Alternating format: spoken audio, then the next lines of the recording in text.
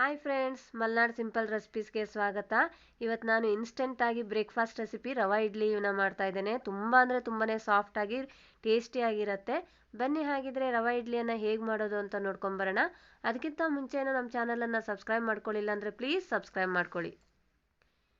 ರವಾ ಇಡ್ಲಿಯನ್ನು ಮಾಡೋದಕ್ಕಿಲ್ಲಿ ನಾನು ಸಣ್ಣ ರವಾನ ತೊಗೊಂಡಿದ್ದೇನೆ. ಬನ್ಸಿ ರವೆನೂ ಅಲ್ಲ, ದೊಡ್ಡ ರವೆನೂ ಅಲ್ಲ, ಚಿರೋಟಿ ರವೆನೂ ಅಲ್ಲ, ಮೀಡಿಯಮ್ ಸೈಜ್ ರವೆ ಬರುತ್ತಲ್ಲ ಆ ರವೆಯನ್ನು ತೊಗೊಂಡಿದ್ದೇನೆ. 1.5 ಕಪ್ಪಷ್ಟು. ನೋಡ್ಬೋದು ಇಲ್ಲಿ ಮೀಡಿಯಮ್ ಸೈಜ್ ರವೆ ಇದು. ಸ್ಟವ್ ಮೇಲೆ ಒಂದು ತವಾನ ಇಟ್ಕೊಂಡಿದ್ದೇನೆ. ತವಾಗಿವಾಗ ಒಂದು 5ರಿಂದ 6 ಟೇಬಲ್ ಸ್ಪೂನಷ್ಟು ಎಣ್ಣೆಯನ್ನು ಹಾಕ್ಕೊಳ್ತಿದ್ದೇನೆ. ಎಣ್ಣೆ ಬಿಸಿ ಆದ ತಕ್ಷಣ ಒಂದು ಅರ್ಧ ಟೇಬಲ್ ಸ್ಪೂನಷ್ಟು ಸಾಸಿವೆ, ಒಂದು 2 ಚಮಚದಷ್ಟು ಕಡಲೆಬೇಳೆ, 1 ಟೇಬಲ್ ಸ್ಪೂನಷ್ಟು ಉದ್ದಿನಬೇಳೆಯನ್ನು ಹಾಕ್ಕೊಂಡು 1 ನಿಮಿಷ ಇದನ್ನು ಚೆನ್ನಾಗಿ ಫ್ರೈ ಮಾಡ್ಕೊಳ್ತಿದ್ದೇನೆ. ಕಡಲೆಬೇಳೆ ಮತ್ತು ಉದ್ದಿನಬೇಳೆ ಫ್ರೈ ಆಗ್ತಿದ್ದಂಗೆ ಇದಕ್ಕೆ ಚಿಕ್ಕದಾಗಿ ಕಟ್ ಮಾಡಿ ಇಟ್ಕೊಂಡಿರುವಂಥ ಕರಿಬೇವಿನ ಸೊಪ್ಪು, ಚಿಕ್ಕದಾಗಿ ಕಟ್ ಮಾಡಿ ಇಟ್ಕೊಂಡಿರುವಂತಹ ಒಂದು 3 ಹಸಿಮೆಣಸಿನಕಾಯನ್ನು ಹಾಕ್ಕೊಂಡು 1 ನಿಮಿಷ ಇದನ್ನು ಫ್ರೈ ಮಾಡ್ಕೋಬೇಕು. ನೋಡ್ಬೋದು ಇಲ್ಲಿ ಕರಿಬೇವು ಮತ್ತು ಹಸಿಮೆಣಸಿನಕಾಯಿ ಫ್ರೈ ಆಗಿದೆ. ಇದಕ್ಕೆ ಇವಾಗ ನಾನು 1.5 ಕಪ್ಪಷ್ಟು ಮೀಡಿಯಮ್ ಸೈಜ್ ಸಣ್ಣ ರವೆಯನ್ನು ಹಾಕ್ಕೊಳ್ತಾ ಇದ್ದೇನೆ.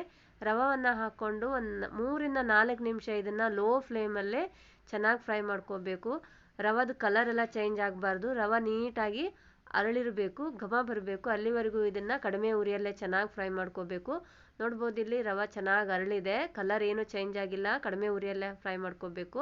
ಇದಕ್ಕೆ ಇವಾಗ ನಾನು ಚಿಕ್ಕದಾಗಿ ಕಟ್ ಮಾಡಿ ಇಟ್ಕೊಂಡಿರುವಂತಹ ಅರ್ಧ ಕಪ್ಪಷ್ಟು ಕೊತ್ತಂಬರಿ ಸೊಪ್ಪನ್ನು ಹಾಕ್ಕೊಂಡು 1 ನಿಮಿಷ ಫ್ರೈ ಮಾಡ್ಕೊಳ್ತಿದ್ದೇನೆ. ಕೊತ್ತಂಬರಿ ಸೊಪ್ಪಿನಲ್ಲಿರುವಂಥ ನೀರಿನ ಅಂಶ ಎಲ್ಲ ಹೋಗಬೇಕು. ಅಲ್ಲಿವರೆಗೂ ಇದನ್ನು ಚೆನ್ನಾಗಿ ಫ್ರೈ ಮಾಡಿಕೊಂಡು ಇವಾಗ ಗ್ಯಾಸನ್ನು ಆಫ್ ಮಾಡ್ಕೊಳ್ತಿದ್ದೇನೆ. ಗ್ಯಾಸನ್ನು ಆಫ್ ಮಾಡಿಕೊಂಡು ಇದು ರವೆ ಏನಿದೆ ಅಲ್ಲ ಫುಲ್ ತಣ್ಣಗಾಗಬೇಕಿದೆ. ಇವಾಗ ನೋಡ್ಬೋದು ರವೆ ಫುಲ್ ತಣ್ಣಗಾಗಿದೆ. ಇದನ್ನು ಇವಾಗ ಬೌಲಿಗೆ ಹಾಕ್ಕೊಳ್ತಾ ಇದ್ದೇನೆ ನಾನು. 1.5 ಕಪ್ ರವಕ್ಕಿಲ್ಲಿ ನಾನು 1.25 ಕಪ್ಪಷ್ಟು ಗಟ್ಟಿ ಮೊಸರನ್ನು ಹಾಕ್ಕೊಳ್ತಾ ಇದ್ದೇನೆ. ನೀರನ್ನು ಜಾಸ್ತಿ ಹಾಕ್ಕೊಳ್ತಿಲ್ಲ ನಾನು. 1.25 ಕಪ್ಪಷ್ಟು ಮೊಸರು, ರುಚಿಗೆ ತಕ್ಕಷ್ಟು ಉಪ್ಪನ್ನು ಹಾಕಿ ಚೆನ್ನಾಗಿ ಇದನ್ನು ಒಂದ್ಸರಿ ಮಿಕ್ಸ್ ಮಾಡ್ಕೋಬೇಕು.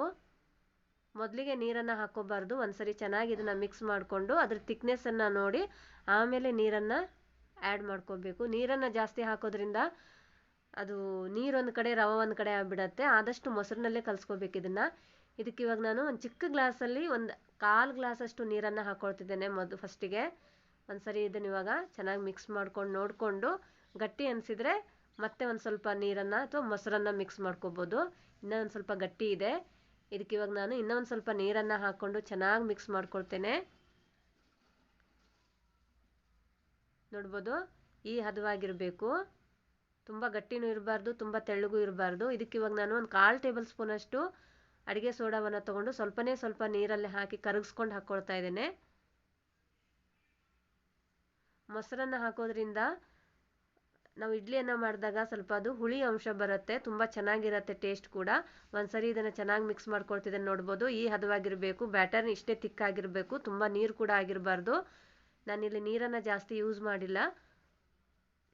ಇದಕ್ಕೆ ಇವಾಗ ಒಂದು ಪ್ಲೇಟನ್ನು ಮುಚ್ಚಿ ಒಂದು 15 ನಿಮಿಷ ಇದನ್ನು ನೆನೆಯೋದಕ್ಕೆ ಬಿಡ್ತೇನೆ. ನೋಡ್ಬೋದು 15 ನಿಮಿಷದ ನಂತರ ಹಿಟ್ಟು ಎಷ್ಟು ಚೆನ್ನಾಗಿ ಉಬ್ಬು ಬಂದಿದೆ ಅಂದ್ಕೊಂಡು ಒಂದ್ಸರಿ ಮಿಕ್ಸ್ ಮಾಡ್ಕೊಳ್ಳೋಣ. ಜಾಸ್ತಿ ಮಿಕ್ಸ್ ಮಾಡ್ಕೋಬಾರ್ದು ನಾವು ಇವಾಗ. ನೋಡ್ಬೋದು ಈ ಹದವಾಗೇ ಇರಬೇಕು ಇದು ಹಿಟ್ಟು. ಇಡ್ಲಿ ತಟ್ಟೆಗೆ ಸ್ವಲ್ಪ ಎಣ್ಣೆನ ಹಾಕ್ಕೊಂಡು ಇವಾಗ ರೆಡಿ ಮಾಡಿಟ್ಕೊಂಡಿರುವಂತಹ ಹಿಟ್ಟನ್ನು ಹಾಕ್ಕೊಳ್ಳೋಣ. ತುಂಬ ಹಾಕ್ಕೋಬಾರ್ದು, ಒಂದು 3/4 ಅಷ್ಟೇ ಹಾಕ್ಕೋಬೇಕು. ಒಂದು 15 ನಿಮಿಷದಲ್ಲಿ ಬ್ರೇಕ್ಫಾಸ್ಟ್ ಇನ್ಸ್ಟೆಂಟ್ ಆದ ಇಡ್ಲಿ ರೆಡಿ ಆಗುತ್ತೆ. ತುಂಬಾ ಚೆನ್ನಾಗಿರುತ್ತೆ.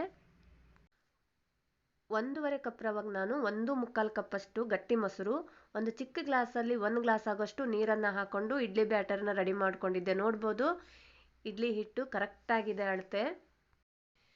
ಇದೇ ರೀತಿ ನಾನು ಇನ್ನೊಂದು ತಟ್ಟೆಗೆ ಎಣ್ಣೆಯನ್ನು ಸವರ್ಕೊಂಡು ಇಡ್ಲಿ ಬ್ಯಾಟರ್ನ ಹಾಕ್ಕೊಳ್ತಾ ಇದ್ದೇನೆ. ನಾನು ತಗೊಂಡಿರುವಂಥ ರವಾದಲ್ಲಿ ಒಂದು 15 ಇಡ್ಲಿ ಆಗಿದ್ದಾವೆ.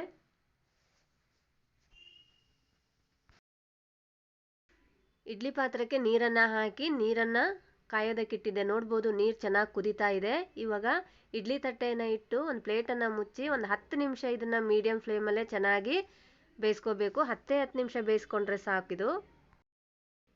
ಇಡ್ಲಿ ಬೇಯೋಷ್ಟೊತ್ತಿಗೆ ಒಂದು ಚಟ್ನಿಯನ್ನು ಮಾಡ್ಕೊಳ್ತಾ ಇದ್ದೇನೆ ನಾನು, ಟೊಮೊಟೊ ಚಟ್ನಿಯನ್ನು. ಸ್ಟವ್ ಮೇಲೆ ಒಂದು ತವಾನ ಇಟ್ಕೊಂಡು ಒಂದು 3 ಟೇಬಲ್ ಸ್ಪೂನಷ್ಟು ಎಣ್ಣೆಯನ್ನು ಹಾಕ್ಕೊಂಡಿದ್ದೇನೆ. ಎಣ್ಣೆ ಬಿಸಿ ಆದ ತಕ್ಷಣ ಅರ್ಧ ಟೇಬಲ್ ಸ್ಪೂನಷ್ಟು ಕಡಲೆಬೇಳೆ, ಒಂದು 3 ಟೇಬಲ್ ಸ್ಪೂನಷ್ಟು ಶೇಂಗಾವನ್ನು ಹಾಕ್ಕೊಂಡು ಚೆನ್ನಾಗಿ ಇದನ್ನು ಫ್ರೈ ಮಾಡ್ಕೋಬೇಕು 1-2 ನಿಮಿಷ. ನೋಡ್ಬೋದು ಶೇಂಗಾ ಮತ್ತು ಕಡಲೆಬೇಳೆ ಫ್ರೈ ಆಗ್ತಾ ಬಂದಂಗೆ ಇದಕ್ಕೆ ಒಂದು 6 ಒಣಮೆಣಸಿನ್ಕಾಯನ್ನು ಹಾಕ್ಕೊಳ್ತಾ ಇದ್ದೇನೆ ನಾನು. ಒಣಮೆಣಸಿನ್ಕಾಯನ್ನು ಹಾಕ್ಕೊಂಡು ಚೆನ್ನಾಗಿ ಫ್ರೈ ಮಾಡ್ಕೊಳ್ಬೇಕು. ಇದಕ್ಕಿವಾಗ ಒಂದು ದೊಡ್ಡ ಸೈಜ್ ಆನಿಯನನ್ನು ಕಟ್ ಮಾಡಿ ಇಟ್ಕೊಂಡಿದ್ದೆ. ಆನಿಯನ್ ಹಾಕ್ಕೊಂಡು ಆನಿಯನ್ದು ಹಸಿ ಸ್ಮೆಲ್ ಹೋಗೋ ಥರ ಒಂದು 2 ನಿಮಿಷ ಇದನ್ನು ಫ್ರೈ ಮಾಡ್ಕೊಳ್ತಾ ಇದ್ದೇನೆ. ಆನಿಯನ್ ಫ್ರೈ ಆಗ್ತಾ ಇದ್ದಂಗೆ ಇದಕ್ಕೆ ನಾನು ಒಂದು 3 ಹುಳಿ ಟೊಮೊಟೊವನ್ನು ಕಟ್ ಮಾಡಿ ಇಟ್ಕೊಂಡಿದ್ದೇನೆ. ಹುಳಿ ಟೊಮೊಟೊವನ್ನು ಹಾಕ್ಕೊಂಡು ಟೊಮೊಟೊ ಸಾಫ್ಟ್ ಆಗೋ ಥರ ಇದನ್ನು ಒಂದು 3-4 ನಿಮಿಷ ಚೆನ್ನಾಗಿ ಫ್ರೈ ಮಾಡ್ಕೋಬೇಕು. ಟೊಮೊಟೊ ಫ್ರೈ ಆಗ್ತಾ ಇದ್ದಂಗೆ ಇದಕ್ಕೆ ಇವಾಗ ನಾನು ಒಂದು ಬೆಳ್ಳುಳ್ಳಿ, ಸ್ವಲ್ಪ ಕೊತ್ತಂಬರಿ ಸೊಪ್ಪನ್ನು ಹಾಕಿ ಚೆನ್ನಾಗಿ ಫ್ರೈ ಮಾಡ್ಕೊಳ್ತೇನೆ. ನೋಡ್ಬೋದು ಇಲ್ಲಿ ಟೊಮೊಟೊ ಎಲ್ಲ ಚೆನ್ನಾಗಿ ಸಾಫ್ಟಾಗಿ ಫ್ರೈ ಆಗಿದೆ. ಇವಾಗ ಗ್ಯಾಸನ್ನು ಆಫ್ ಮಾಡಿಕೊಂಡು ಫುಲ್ ತಣ್ಣಗಾಗೋದಕ್ಕೆ ಬಿಡೋಣ. ನೋಡ್ಬೋದು ಇಲ್ಲಿ ಇವೆಲ್ಲ ತಣ್ಣಗಾಗಿದೆ. ಇವಾಗ ಫ್ರೈ ಮಾಡಿ ಇಟ್ಕೊಂಡಿರುವಂಥದ್ದನ್ನು ಮಿಕ್ಸಿ ಮಾಡ್ಕೋಬೇಕು. ರುಚಿಗೆ ತಕ್ಕಷ್ಟು ಉಪ್ಪನ್ನು ಹಾಕಿ ನಾನು ಇಲ್ಲಿ ನೀರನ್ನು ಹಾಕ್ಕೊಳ್ತಾ ಇಲ್ಲ, ಹಾಗೆ ಗ್ರೈಂಡ್ ಮಾಡ್ಕೊಳ್ತಾ ಇದ್ದೇನೆ. ನೋಡ್ಬೋದು ಚಟ್ನಿಯನ್ನು ರುಬ್ಕೊಂಡಾಗಿದೆ. ಇದನ್ನ ಇವಾಗ ಒಂದು ಬೌಲಿಗೆ ತೆಗೆದಿಟ್ಕೊಂಡು ನಾನು ಒಂದು ಒಗ್ಗರಣೆಯನ್ನು ಹಾಕ್ಕೊಳ್ತಾ ಇದ್ದೇನೆ. ಒಗ್ಗರಣೆಗೆ ಒಣಮೆಣಸಿನಕಾಯಿ, ಕರಿಬೇವಿನ ಸೊಪ್ಪು ಮತ್ತು ಸಾಸಿವೆಯನ್ನು ಹಾಕ್ಕೊಂಡು ಒಗ್ಗರಣೆಯನ್ನು ಮಾಡ್ಕೊಳ್ತಾ ಇದ್ದೇನೆ. ತುಂಬ ಅಂದರೆ ತುಂಬಾ ಟೇಸ್ಟಿಯಾಗಿರುತ್ತೆ ಫ್ರೆಂಡ್ಸ್. ಈ ಚಟ್ನಿ ದೋಸೆಗೆ, ಇಡ್ಲಿಗೆ, ಪಡ್ಡಿಗೆಲ್ಲ ಒಮ್ಮೆ ಖಂಡಿತವಾಗಿ ಈ ರೀತಿಯಾಗಿ ಟ್ರೈ ಮಾಡಿ ನೋಡಿ. ಇದನ್ನ ಒಂದು ಸೈಡ್ ಎತ್ತಿಟ್ಕೊಳ್ಳೋಣ. ಇವಾಗ ನೋಡ್ಬೋದು ಇಲ್ಲಿ ಇಡ್ಲಿ ಕೂಡ ಚೆನ್ನಾಗಿ ಬೆಂದಿದ್ದಾವೆ. ಎಷ್ಟು ಉಬ್ಬಿ ಬಂದಿದ್ದಾವೆ ಅಂದ್ಕೊಂಡು ನೋಡ್ಬೋದು. ಇದನ್ನ ಇವಾಗ ಒಂದು ಸ್ಪೂನನ್ನು ತೊಗೊಂಡು ಹಿಂಗೆ ಪ್ರೆಸ್ ಮಾಡಿ ನೋಡಿದಾಗ ಒಂಚೂರು ಕೂಡ ಅಂಟ್ಕೊಳ್ತಿಲ್ಲ. ನೋಡ್ಬೋದು ಇಲ್ಲಿ ಇಡ್ಲಿ ಪರ್ಫೆಕ್ಟಾಗಿ ಬಂದಿದ್ದಾವೆ. ಇವಾಗ ಗ್ಯಾಸನ್ನು ಆಫ್ ಮಾಡಿ ನಾನು ಒಂದು 10 ನಿಮಿಷ ಇದನ್ನು ಹಾಗೆ ಬಿಟ್ಟುಬಿಡ್ತೇನೆ. ನೋಡ್ಬೋದು 10 ನಿಮಿಷದ ನಂತರ ಒಂದು ಸ್ಪೂನಿಗೆ ಸ್ವಲ್ಪ ನೀರನ್ನು ಹಚ್ಕೊಂಡು ಇಡ್ಲಿಗಳನ್ನು ತೆಗಿತಿದ್ದೇನೆ. ನೋಡ್ಬೋದು ನೀವು ಎಷ್ಟು ನೀಟಾಗಿ ಬಂದಿದೆ ಅಂದ್ಕೊಂಡು. ಒಂಚೂರು ಕೂಡ ಪ್ಲೇಟಿಗೆ ಅಂಟ್ಕೊಳ್ದೇ ಇರೋ ರೀತಿಯಾಗಿ ಸಾಫ್ಟಾಗಿ ಚೆನ್ನಾಗಿ ಉಬ್ಬಿ ಬಂದಿದ್ದಾವೆ ಇಡ್ಲಿಗಳು ಮಾತ್ರ. ಇದನ್ನ ಇವಾಗ ಒಂದು ಪ್ಲೇಟಿಗೆ ನಾನು ಸರ್ವ್ ಮಾಡಿ ತೋರಿಸ್ತೇನೆ. ಒಂದು 15 ನಿಮಿಷದಲ್ಲಿ ಇನ್ಸ್ಟೆಂಟಾಗಿ ಬ್ರೇಕ್ಫಾಸ್ಟಿಗೆ ಈ ರೀತಿಯಾಗಿ ಇಡ್ಲಿಯನ್ನು ಮಾಡ್ಕೋಬೋದು. ತುಂಬಾ ಟೇಸ್ಟಿಯಾಗಿದೆ. ಟೊಮೊಟೊ ಚಟ್ನಿ ಕೂಡ ತುಂಬ ರುಚಿಯಾಗಿದೆ. ಒಮ್ಮೆ ಖಂಡಿತವಾಗಿ ಈ ರೀತಿಯಾಗಿ ಇಡ್ಲಿ ಮತ್ತು ಚಟ್ನಿಯನ್ನು ಟ್ರೈ ಮಾಡಿ ನೋಡಿ. 1.5 ಕಪ್ ರವೆಯಲ್ಲಿ ಒಂದು 15 ಇಡ್ಲಿ ಆಗಿದ್ದಾವೆ. ಈ ವಿಡಿಯೋ ನಿಮಗೆ ಇಷ್ಟವಾದಲ್ಲಿ ಲೈಕ್ ಮಾಡಿ ಫ್ರೆಂಡ್ಸ್, ಶೇರ್ ಮಾಡಿ ಆ್ಯಂಡ್ ಸಬ್ಸ್ಕ್ರೈಬ್ ಮಾಡ್ಕೊಳ್ಳಿ. ನಿಮ್ಮ ಅನಿಸಿಕೆಯನ್ನು ಕಮೆಂಟ್ಸಲ್ಲಿ ತಿಳಿಸಿ. ಪ್ಲೀಸ್ ಸಪೋರ್ಟ್ ಮಾಡಿ. Thanks for watching.